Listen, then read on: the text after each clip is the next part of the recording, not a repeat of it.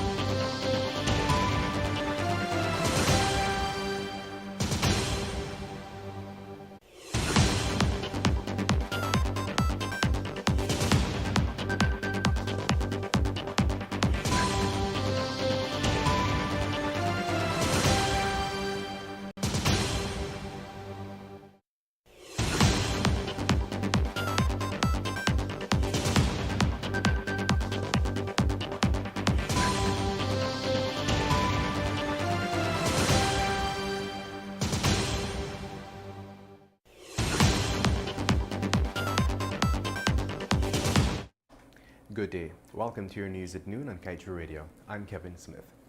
In your news today, attorney at law Melinda Janki issued a letter to the head of the Environmental Protection Agency, Kemraj Parsram, yesterday, urging him to rescind the decision to exempt a 300 megawatt gas plant from undergoing an environmental impact assessment.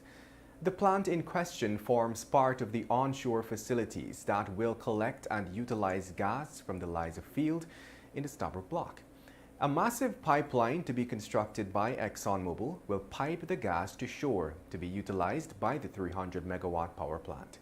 Janki noted that the agency's decision is unlawful, being inter alia unauthorized or contrary to law, an excess of jurisdiction, a failure to satisfy conditions required by law, an unreasonable, irregular, and improper exercise of discretion, abuse of power, conflict with the policy of the Environmental Protection Act.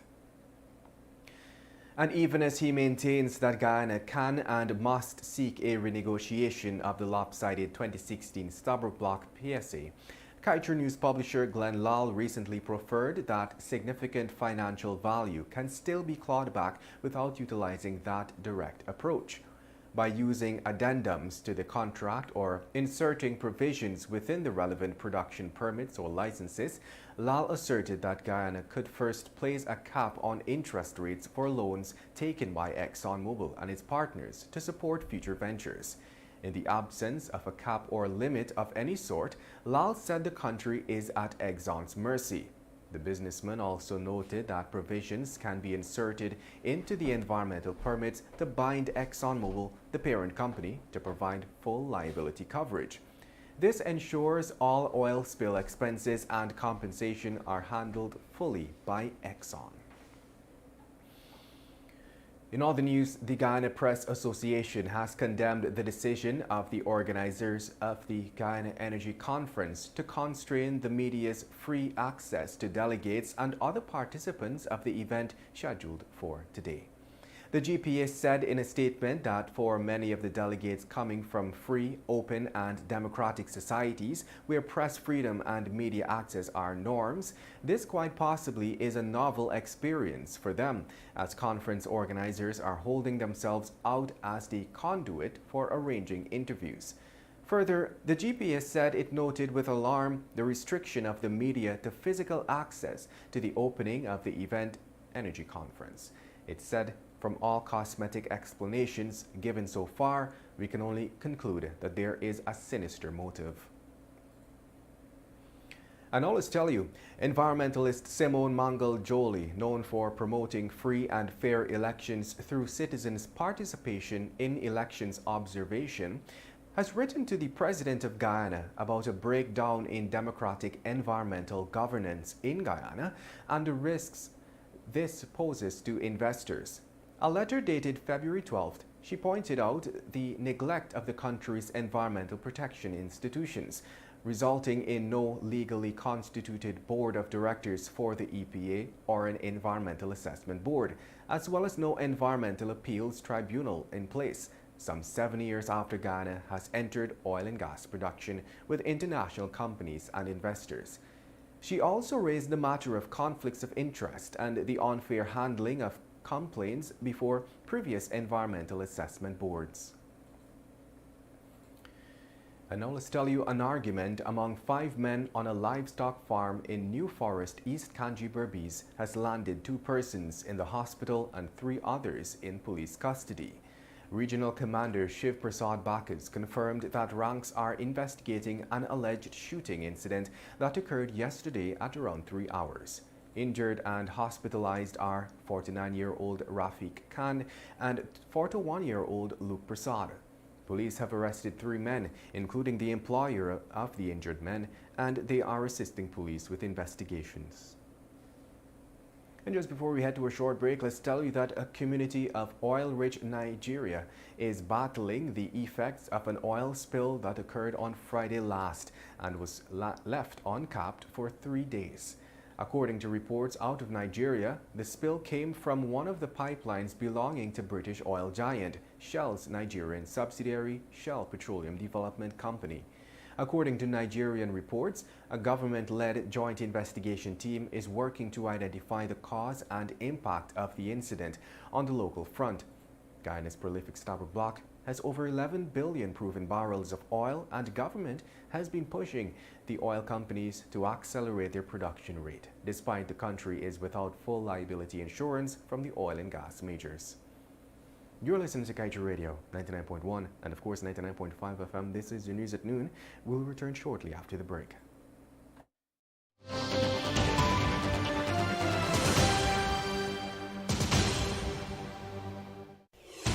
It seems like children have been home from school forever, and you've done baking, drawing, schoolwork, and played Ring of Roses about 100 times. We've all been under some strain lately, but let us embrace our children. They're under strain too.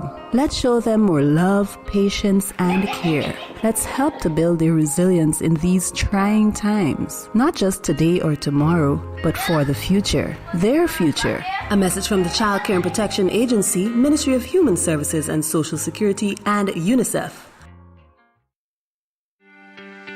This is GHK Lal, inviting you to join me weekdays from Monday to Friday on the National Outlook for commentary on a range of issues, immediately after the 12 noon and 7 p.m. newscasts on Kaieteur Radio at 99.1 FM and 99.5 FM. Looking forward to you sharing in the conversation.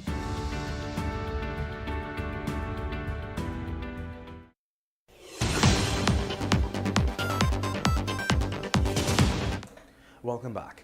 The Guyana Fire Service on Monday revealed that the deadly Windsor Forest West Coast Demerara fire that claimed the life of businessman 60-year-old Rajendra Mohabir, popularly known as Slowy, was caused by unstable electricity.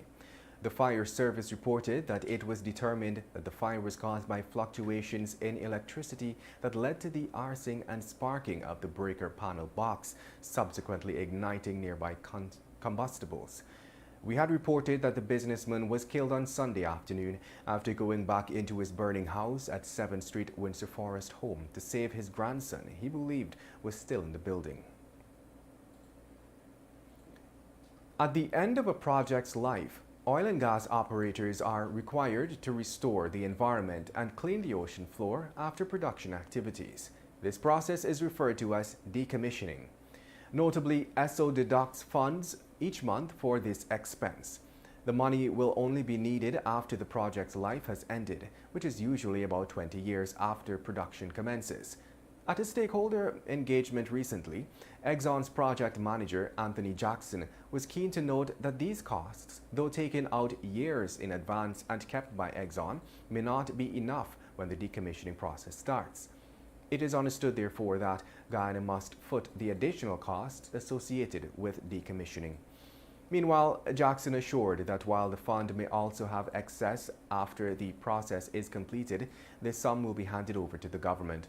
The warning of increased decommissioning costs comes even as the Commonwealth Secretariat signaled to oil-producing member states that the price tag to restore the ocean floor can easily move from US millions to US billions.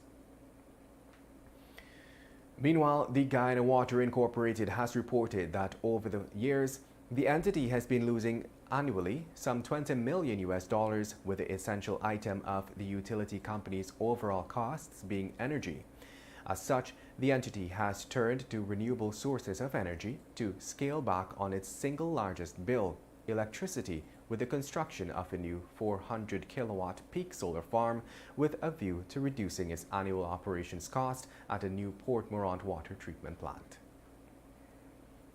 And to wrap things up, Nizam Ali, the Muslim scholar who was jailed for 45 years in 2019 for raping a 9-year-old boy, is facing another trial for the rape of another boy. His case was called up before Justice Priya Sunarayan Bihari at the High Court on Monday. Ali pleaded not guilty to the charge for the offense of sexual activity with a child by abusing a position of trust, in this case while being an imam at the Muslim Association Masjid, Turkine, Greater Georgetown. And of course, we wrap things up as usual with the page 7 of today's Kaieteur News, dedicated to being blunt.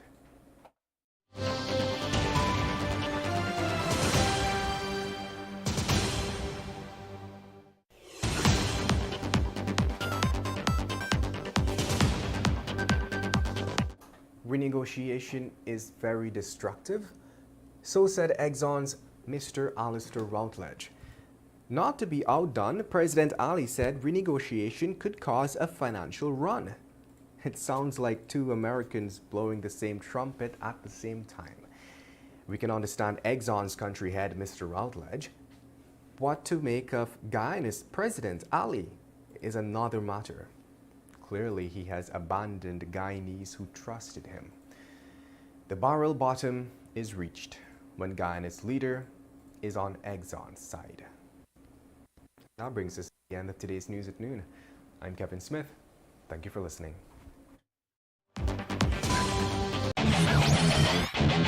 Want value for your advertising dollar? Then place your ads on Kaieteur Radio's newscasts. Streamed live on 6 different mediums, reaching hundreds of thousands. Advertise today and watch your dollar grow. Call us on 225-8465 or 226-8210.